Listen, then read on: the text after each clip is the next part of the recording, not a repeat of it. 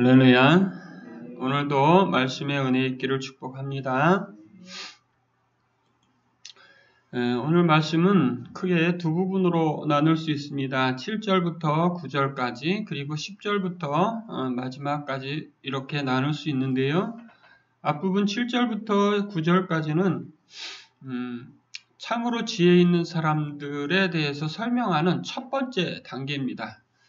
지혜자의 삶을 살기 위한 첫 번째 단계, 그게 7절부터 9절까지 그 내용을 적고 있는데요.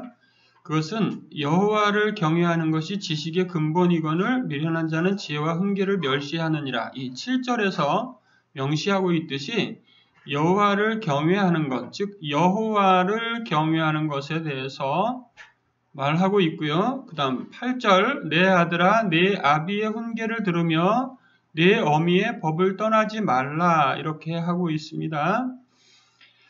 이렇게 말씀하는 것으로 봐서요, 우리는 그리고 9절, 이는 내 머리에 아름다운 관이요 내 목에 금사슬이니라, 이렇게 말씀하고 있습니다.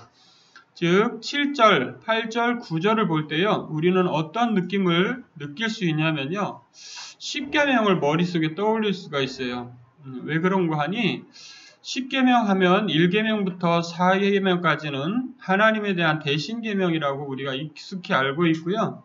5절부터 10계명까지는 바로 대인계명이라고 알고 있고요. 그 중에 첫 번째가 바로 뭡니까? 부모를 공경하라죠.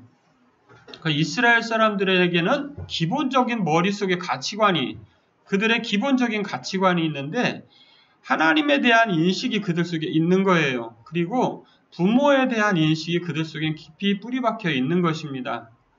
그러니까 참으로 이 땅을 살아가는 데 있어서 지혜롭게 살아가는 가장 기본적인 원리가 있다면 그것은 신을 향한 대신 인식이 있어야 되는 거예요. 하나님에 대한 인식이 그들 속에 있어야 되는 겁니다.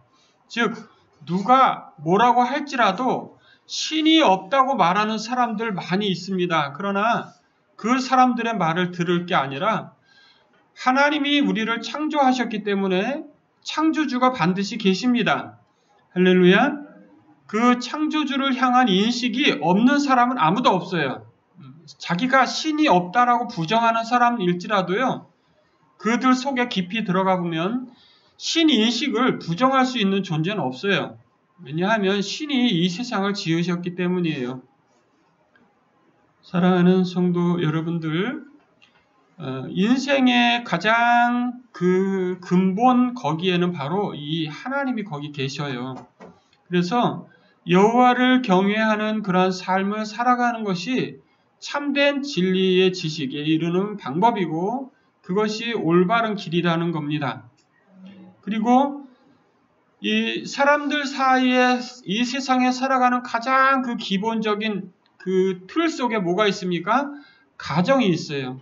그리고 가정을 이끄시는 분이 누구냐면 바로 부모님이에요. 이러한 부모님들이 그동안 살아오면서 만들어 놓으셨던, 경험하셨던 가치관들을 우리가 다시 받아서 적용하는 거예요. 그것이 이 땅을 지혜롭게 정말 인간답게 살아갈 수 있는 방법 중에 가장 중요한 틀이라는 거죠. 여러분들, 우리가 성경에서 말하는 그 10계명의 기본 원리를 지킨다면 세상에 따로 법이 필요 없을 거예요. 그러나 세상에 법이 필요한 건 왜 필요합니까? 이 10계명의 원리를 그대로 지키지 않는 사람들 때문에 생긴 거예요. 성경에서 말하는 율법도 왜 생겼습니까? 율법이 왜 생겼습니까? 죄가 있기 때문에 죄 있는 사람들을 해결하기 위해서 생긴 게 율법이에요. 법 없이는 범죄도 없는 겁니다. 여러분, 이렇게 7절부터 9절까지 나오는 이 기본 틀이 우리 속에 있어야 되는 거예요.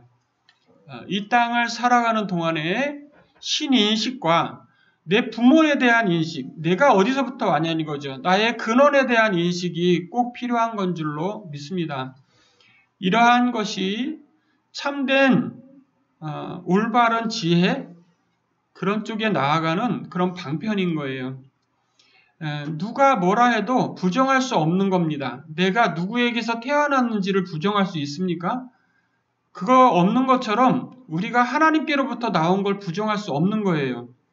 세상에 여러 종교가 있습니다. 그러나 그 다양한 종교에서 다 누구를 인정합니까? 신을 인정합니다. 그것은 뭘 의미하는가? 세상에 많은 종교라고 치지 않는 무속신앙들까지도 심지어 뭘 인정하고 있습니까? 신의 존재를 인정합니다. 세상에 어느 사람도요, 신은 없다라고 말하는, 신은 죽었다라고 말하는 그런 아주 특이한 몇 명을 제외하고는 모두 다 신을 인정해요. 여러분, 우리가 믿는 신, 그분이 참 신이신 줄로 믿습니다. 사람들 다 자기가 믿는 신이 참신이라고 말하겠죠. 그죠? 그러나 여러분, 어떤 것이 참신인지는 정말로 자기가 말씀을 통해서 또한 이 세상을 살아가는 모든 것들을 통해서 판단할 수 있는 거예요. 하나님은 세상 모든 인생들에게 하나님을 알 수 있는 길을 열어놓으셨습니다. 그러나 거부하는 사람들에게는, 그것을 거절하는 사람들에게는 하나님이 할 수 있는 방편이 뭡니까? 인간의 자유의지를 주셔서 선택하게 하셨기 때문에 그걸 거절하는 것은 누구의 의지입니까?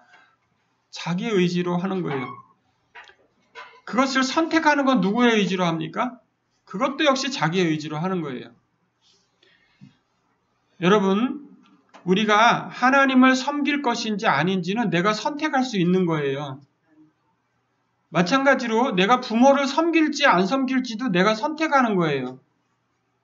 여러분, 하나님이 이 땅에 우리를 보내셨을 때 하나님을 섬기는 것과 부모를 섬기는 것에 대해서 너무너무나 중요하게 말씀하신 거예요. 왜 그렇습니까? 하나님이 우리를 만드셨기 때문에 우리가 망가지는 걸 절대 원하지 않아요. 내 부모도 나를 낳았기 때문에 내가 잘못되는 걸 절대 원치 않아요. 이 두 가지 큰 기본 원리가 있기 때문에 부모들은 자식들에게 절대 잘못된 길로 가길 원하지 않아요. 그리고 그런 방법을 가르치지 않아요. 자기 부모가 악한 부모라 할지라도, 세상에 속해서 자기 멋대로 살아가는 부모라 할지라도 자기 자식만큼은 어떻게 살길 바라겠습니까? 반듯하게 살길 원해요. 심지어 자기가 반듯하게 살지 않는 부모일지라도 말이죠. 자기 자식만큼은 잘 되길 바라고 제대로 바른 길을 가기를 원한다는 거죠. 여러분, 이것이 7절부터 9절까지 나오는 그 말씀의 기본 맥락이에요. 기본 맥락에 뭐가 흐르고 있습니까? 하나님이 한없이 부어주시는 사랑이 거기 들어있고요. 부모가 절대 자기 자녀를 거절할 수 없어요. 자기 자녀가 무엇을 하든지 최대한 밀어주려고 하고, 그것이 바른 길이기만 하면 무슨 일이라도 해서 다 해주려고 하는 게 부모입니다. 여러분, 부모들은요, 자식들과 달라요. 자식들은 절대 부모를 알지 못합니다. 내가 부모가 되어서도 내 부모의 심정을 몰라요. 왜 모릅니까? 살아온 시대가 다르기 때문에 몰라요. 그리고 여러 가지 사연들이 있기 때문에 몰라요. 왜요? 부모가 나를 기르시고 입히시고 할 때 그 순간들을 이해 못하는 거예요.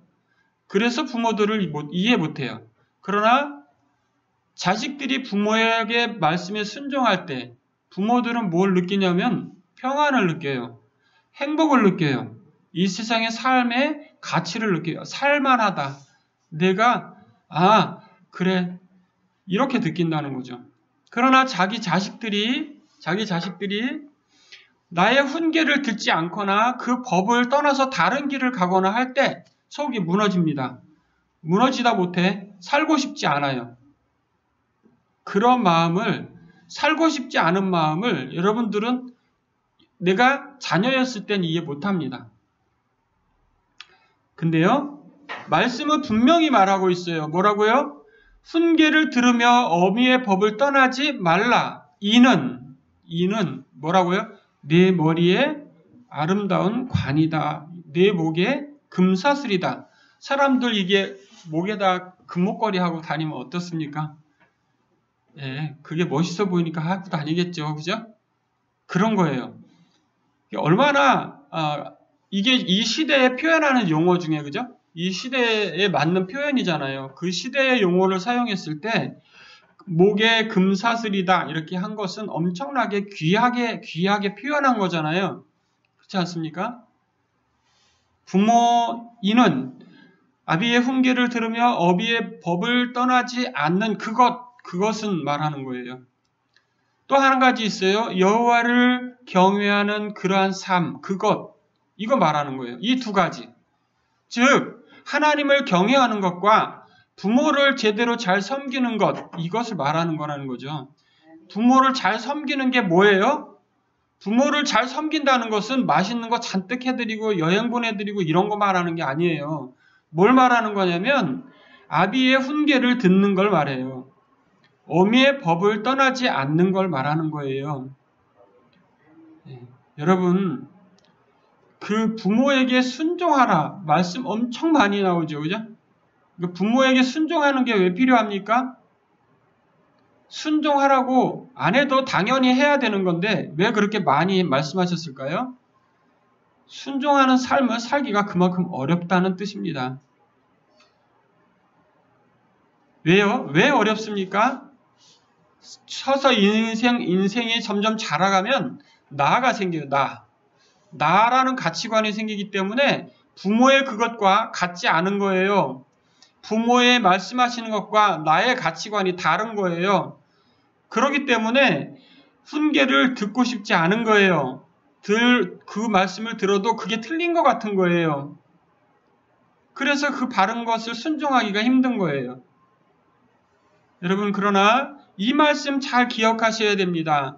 아비의 훈계를 듣는 것과 어미의 법을 떠나지 않는 것이 머리에 아름다운 관을 쓰고 있는 거라는 겁니다. 우리가 이 말씀은 정말로 내가 정말 이렇게 어렵게 힘겹게 나의 생각과는 다르지만 부모님이 말씀하셨던 그 훈계의 말씀을 잘 지켜서 그렇게 하는 것이 내 인생을 아름답게 하는 것이라는 것을 깨달으셨으면 좋겠습니다. 그리고 여호와를 경외하는 그러한 것, 그 두 가지 기본적인 골격, 그것이 저와 여러분 속에 깊이 새겨질 수 있기를 축복합니다. 자, 이러한 기본적인 틀 그 골격을 가지고요. 이제 10절부터는 이제 새로운 방향의 이야기들이 하나씩 전개됩니다. 구체적으로 설명을 하는 거예요. 어떻게 하는 것인지. 자, 10절 이렇게 시작합니다. 내 아들아, 악한 자가 너를 꾀일지라도 따르지 말라. 여러분, 우리 인생에게서는 만남만큼 중요한 일이 없어요. 어떤 사람을 만나느냐에 따라서 내가 영향을 받기 때문이에요. 근데요, 여기 보면 악한 자가 너를 꾀일지라도 라고 되어 있죠. 그죠? 이 세상에는요, 선한 사람하고 악한 사람하고 어떤 사람이 더 많을까요? 악한 사람이 더 많다고 생각하시죠. 그죠? 아니요. 사실 정말로 악한 사람들보다는 선한 사람들이 훨씬 더 많아요. 네. 그런데 왜 이렇게 악해지냐면요. 왜 악하다고 우리가 생각을 하냐면 선한 사람들 속에도 여전히 악한 구석들이 있기 때문이에요. 그리고 선한 사람들도 맨날 선한 일만 하지 않는다는 거예요. 그거 되게 중요한 장면입니다. 악한 자가 너를 꾀일지라도 따르지 말라. 여러분, 어떤 사람이 악한 사람입니까? 어떤 사람이 악한 사람이냐고요. 내가 만나는 사람 중에 어떤 사람이 악한 줄을 알 수 있냐고요. 여보세요. 뭘 어떻게 알 수 있냐면요. 지혜를 얻어야만 알 수 있어요. 근데 그 지혜를 어떻게 얻냐고요. 쭉 이제 나오는 말씀들 속에 다 나와 있을 거예요. 자, 봅시다. 악한 자가 너를 꾀일지라도 따르지 말라 했는데요. 우리가 어떤 사람을 만나든지 그 사람을 만나자마자 이 사람은 악한 사람이야. 이 사람은 선한 사람이야. 딱 됩니까? 안 돼요. 그리고 정말로 악해서 사람들을 살살 꼬시는 사람일수록 어떤 말을 잘합니까? 달콤한 말을 잘해요. 사기꾼일수록 말이 어떻습니까? 정말 같아요. 여러분, 그들이 내게 말하기를 천천히 읽어볼 테니까요. 한번 잘 생각해 보세요. 뭐가 정말로 악한 것인지.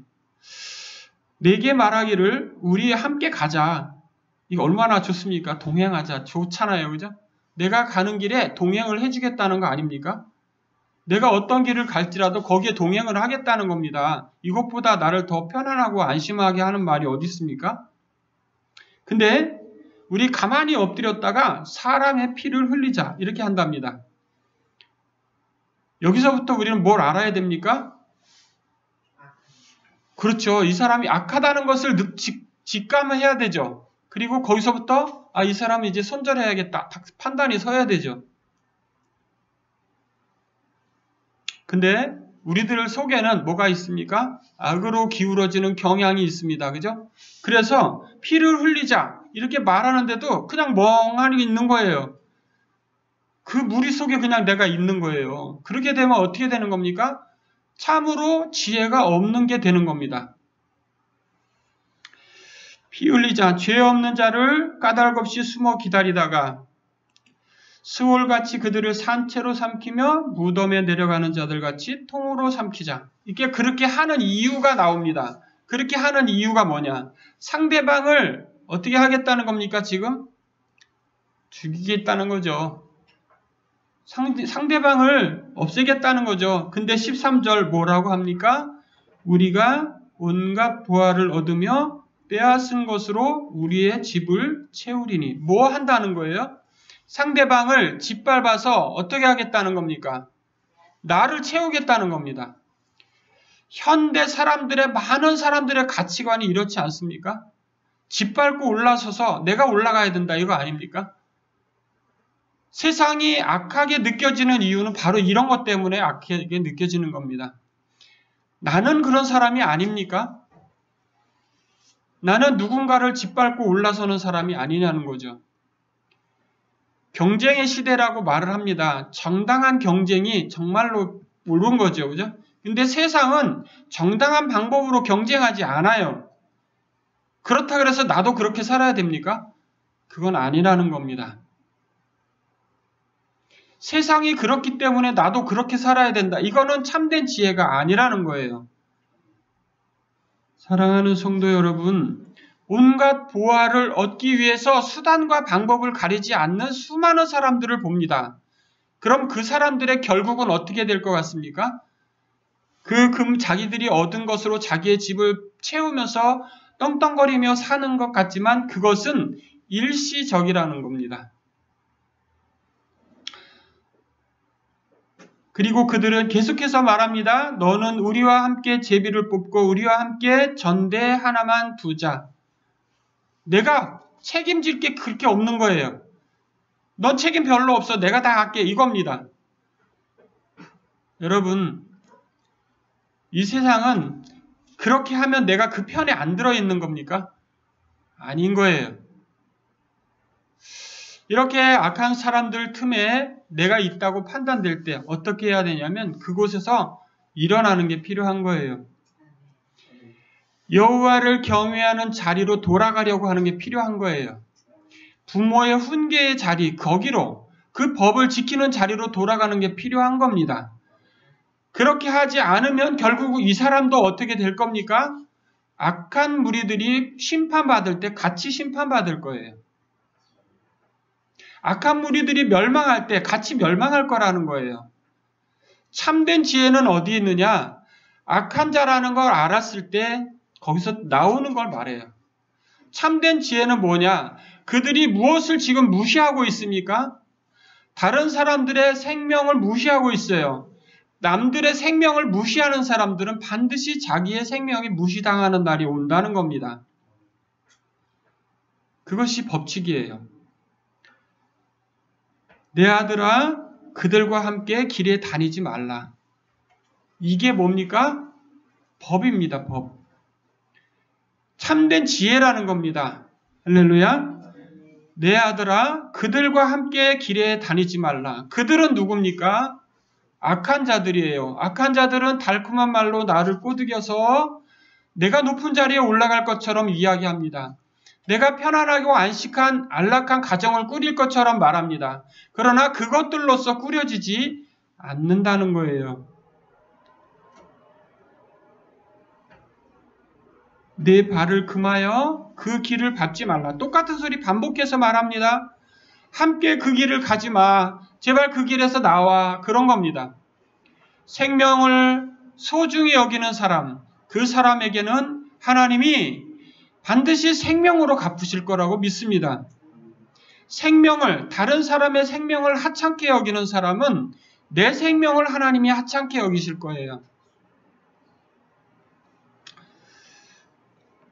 악한 사람들은 어떤 자들이 악한 자들이냐? 16절 보라색 글씨 같이 읽겠습니다. 그 발은 악으로 달려가며 피를 흘리는데 빠름이니라. 자, 발이 어디로 간다고요? 악으로 달려간대요. 그냥 가는 것도 아니고. 사람들이 악으로 얼마나 기울어지기 쉬운지를 표현하는 말이기도 합니다. 악으로 달려간다. 악으로 달려가는 건 무엇입니까? 선을 택하지 않는 걸 말해요. 악으로 달려갑니다. 이런 사람들의 가장 큰 특징이 무엇이냐? 피를 흘리는데 빠르다는 겁니다. 남들을 해롭게 하는데 그걸 모른다는 거예요. 남들을 해롭게 하는데 어느 정도 해롭게 하는지 모른다는 거예요. 남의 생명을 해하는 데까지 간데도 모른다는 거예요. 남들을 생명을 해서 무덤에 내려가게 만들어도 모른다는 겁니다. 그래도 자기는 괜찮다는 거예요. 이게 얼마나 생명을 무시하는 행동이고 생명을 경시하는 풍조인지 모르는 거예요. 여러분, 악한 자들의 특징은 바로 다른 사람을 전혀 생각하지 않는다는 거예요. 이것은 무엇으로부터 반로되는 겁니까? 내 이웃을 내 몸과 같이 사랑하라는 하나님의 말씀에 정면으로 위배되는 일이기 때문인 거예요. 여러분, 이웃을 사랑하는 것과 이웃을 사랑하지 않는 것은 전혀 다른 삶을 살게 됩니다. 여러분, 18절 그들이 가만히 엎드림은 자기의 피를 흘릴 뿐이요 숨어 기다림은 자기의 생명을 해할 뿐이다 라고 말하고 있어요. 여러분, 정말 그렇습니다. 다른 사람의 것을 소중히 여기지 않는 사람은 내 것을 뺏기게 되어 있습니다. 내 것을 채우는 것 같지만 채워지지 않습니다. 절대. 왜요? 쓰고 베풀고 나눠주고 빌려주는 사람, 그 다른 사람들을 채워주는 사람에게 하나님은 나를 채워주시게 되어 있어요. 이게 내가 내 것을 채우기 위해 부지런히 노력하는 사람들은 끊임없이 속에 공허가 남아 있습니다. 절대 채워지지 않는 공허가 그 안에 있어요. 그러나 남을 채워주기 위해서 무슨 일인가를 하는 사람들은 그 속이 채워져요. 그 속이 채워지면요, 내 형편이 어떻든 내 상황이 어떻든 간에 행복합니다. 만족합니다. 이것이 바로 지혜로운 삶인 거예요. 행복하게 살고 싶으면 어떻게 해야 된다는 말입니까? 다른 사람을 만족시키는 데 있어요. 다른 사람들을 채워주고 기쁘게 하고 그렇게 하는 사람은 내 삶이 채워지게 되어 있어요. 그럼 내 삶은 누가 채워져? 그렇게 말하실 일이 아니에요. 누가 채워준다고요? 하나님이 채워주십니다. 사랑하는 성도 여러분, 19절 이익을 탐하는 모든 자의 길은 이렇다라고 적고 있어요. 오늘 구체적으로 예를 들은 것은 무슨 문장입니까? 악한 자들과 함께하지 말라는 문장이었어요. 그런데 이것은 이익을 탐하는 모든 자의 길은이라고 확대되고 있습니다. 뭐라고요? 이익을 탐하는 모든 자의 길, 이익을 추구하는 게 아니에요. 모든 사람들은 다 자기의 이득을 추구하고 살아가고 있습니다. 그죠? 그러나 이익을 탐하는 것과 이득을 추구하고 내 주어진 일을 열심히 하며 사는 것과는 전혀 다른 거예요. 사랑하는 성도 여러분, 이익을 탐하는 것은요, 정말로 탐한다는 말 자체가 부정적인 단어입니다. 이익은 탐하는 자들의 삶은 어떻습니까? 정당한 일을 하지 않아요.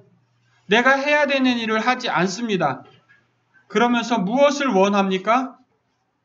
이익을 원해요. 정당하지 않은 것을 한다는 겁니다.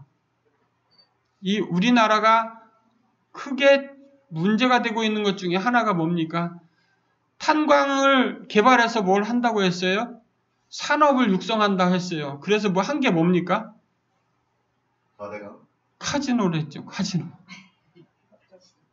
카지노 하면서 어떻게 됐습니까? 수많은 사람들이, 가정들이 망가졌어요. 그게 산업입니까? 나라를 육성하는 산업입니까? 이런 거는 안 돼요. 이런 건 하면 안 되는 겁니다.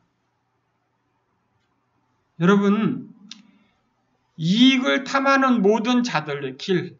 자, 무엇을 하기 위해서 관광산업이라고 해서 그런 거 만들었습니까?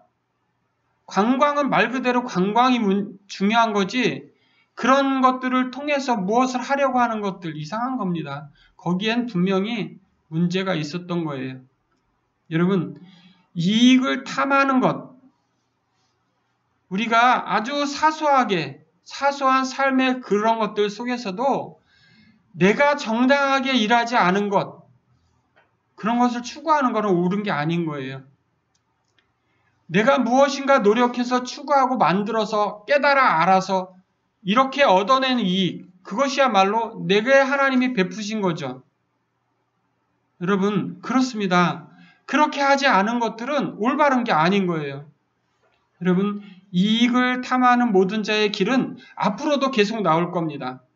이익을 탐하는 사람들은 어떻게 살고, 또 정말 악한 자들로 기울어지지 않는 사람들은 어떻게 살고, 이런 이야기들이 계속해서 나올 터인데요. 오늘 말씀, 여러분들이 이번 한 주간 살아가면서 정말로 나는 다른 사람들의 생명을 소중하게 여기는 삶을 살고 있나? 악한 자의 길에 내가 혹시 발을 디디고 있지는 않은가? 깊이 돌아보는 한 주간 되시기를 주의 이름으로 축복합니다. 정말 중요하게 생각해야 되는 게 뭐냐? 자기의 생명을 잃게 한다는 거예요. 악한 자의 길을 걷게 되면 그 끝에는 무엇이 있다고요? 내 생명을 잃어버리는 게 거기 있다고요. 그러니까 반드시 이 길에서 나와야 되는 거예요. 악한 자의 길을 멀리 떠나서 정말로 여호와를 경외하는 삶, 부모님의 그 법에 순종하는 그런 삶, 그것이 정말 우리의 생명을 지킨다는 겁니다. 인생에게 가장 가치 있는 일은 바로 생명을 지키는 거예요. 사랑하는 성도 여러분, 또 한 주간도 주님 안에 승리하시기를 주의 이름으로 축복합니다. 기도합니다. 거룩하신 주님, 주의 은혜는 우리에게 언제나 넘쳐 흐릅니다. 그러나 우리가 그것을 깨닫지 못할 때 우리는 비명을 지릅니다. 주님, 그러나 주님의 은혜는 우리를 떠난 적이 없고 주님의 사랑의 손길은 우리를 지나친 적이 한 번도 없는 것을 고백합니다. 우리가 위태로울 때 주님은 거기 계셨고 우리가 눈물을 흘릴 때 거기서 닦아주셨습니다. 주님, 또 한 주간도 주님의 크신 은혜의 손길이 우리 가운데 머무르기를 소망합니다. 악한 자의 길에 우리가 들어있다면 벗어나게 하시고 정말로 주님을 경외하는 길, 부모의 법에 순종하는 그 길에 우리가 있어서 주님 또 한 주간 생명을 지키게 하시옵소서. 예수님의 이름으로 간절히 기도합니다. 아멘.